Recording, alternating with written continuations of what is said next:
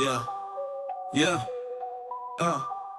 L'engagement dépend de variables sociodémographiques. La PCS influence l'engagement politique. Les plus favorisés sont davantage représentés, car elles se sentent plus compétentes pour participer. Le sexe joue également sur l'engagement. Les femmes sont moins présentes, même s'il y a un rapprochement. Inégal partage du travail domestique, la socialisation différenciée sont des facteurs qui peuvent l'expliquer, ce n'est pas inné. L'âge et la génération agissent aussi sur la participation. La non conventionnelle plaît plus aux jeunes générations. Leur comportement dépend aussi du contexte historique. Vote intermittent, utilisation d'internet sont leurs marques de fabrique. Des variables sociodémographiques agissent sur l'engagement politique. Le sexe, l'âge, la génération.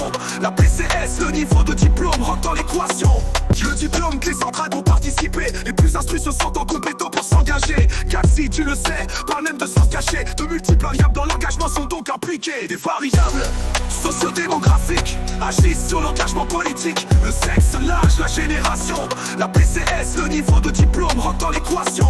Les objets, les enjeux de l'action collective évoluent. Ils portent peut-être moins sur des valeurs matérialistes, ça tu l'as vu, comme ceux liés au monde du travail porté par les ouvriers. Même si ceux-ci sont loin d'avoir disparu, il faut nuancer. NMS porterait davantage sur d'autres revendications, comme le féminisme, l'écologie, la lutte contre les discriminations. Moins sur les conditions de travail et plus sur les luttes minoritaires. Des actions collectives menées par des groupes minoritaires. Ouais frère, plusieurs objets, acteurs et répertoires d'action existent. Les NMS portent davantage sur des valeurs post-matérialistes. Objets, acteurs et répertoires d'action se transforment. Conflit du travail, partis et syndicats ne sont plus forcément la norme.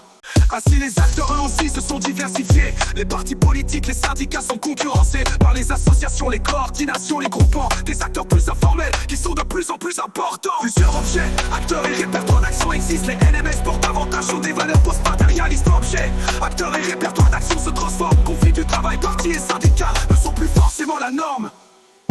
Il y a parlé des répertoires d'action collective, des moyens pour lutter qui changent, restent sur le qui-vive. Selon les époques, ils sont de moins en moins violents, moins locaux et utilisent de plus en plus les écrans. Les manifestations, les grèves perdurent mais elles évoluent. Les actions doivent faire le buzz, l'objectif est d'être vu. Elles utilisent de plus en plus des experts, sont de plus en plus transnationales, ça c'est clair. Vote, militantisme, engagement associatif, consomme engagé, diplôme, PCS, sexe, être plus ou moins âgé, passage clandestin, incitation sélective, rétribution symbolique, ainsi que la structure des opportunités politiques. De même, l'engagement connaît des évolutions.